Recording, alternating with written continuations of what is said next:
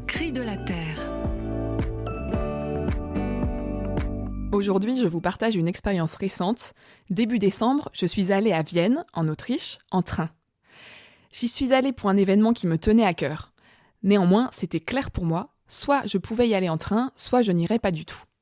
J'ai vite constaté que c'était effectivement possible d'y aller en train depuis Paris. En revanche, ça a été plutôt compliqué d'identifier le meilleur trajet. Ça a commencé par une petite déception. Je pensais prendre le fameux train de nuit Paris-Vienne, inauguré en 2021, et que j'avais bien envie d'essayer. Mais il ne circulait en fait que 3 fois par semaine et cela ne tombait pas sur les bons jours pour moi. Et depuis le 12 décembre, il ne circule carrément plus du tout. Cette ligne de nuit Paris-Vienne vient malheureusement d'être fermée. Alors je vous glisse au passage que tout n'est pas perdu et qu'une pétition circule à ce sujet, à l'initiative de l'association Oui au train de nuit.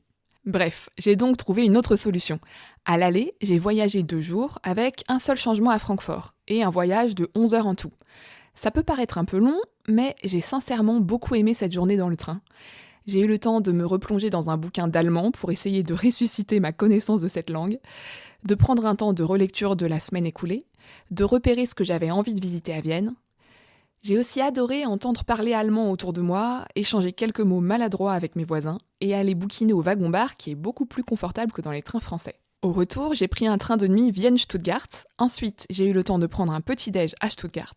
Puis encore 3 petites heures de train passées à traiter mes mails et j'étais arrivée à Paris. Côté financier, en comparant avec mes amis qui avaient pris l'avion pour le même voyage, j'ai constaté que ça m'avait coûté un peu plus cher, mais pas tant que ça.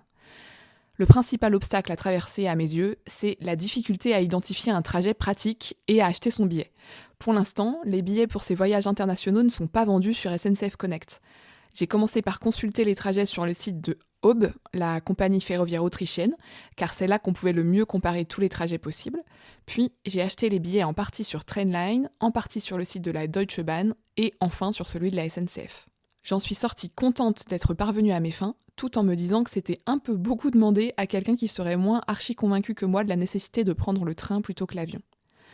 Je tire de tout ça une double conclusion que je vous partage. D'une part, c'est possible aujourd'hui de voyager en Europe en train. D'autre part, il serait bon que ça devienne plus facile à l'avenir, et pour ça, on a besoin d'un engagement plus fort de l'État et de la SNCF notamment. Sur ce, je vous souhaite une belle octave de Noël et vous dis à très bientôt.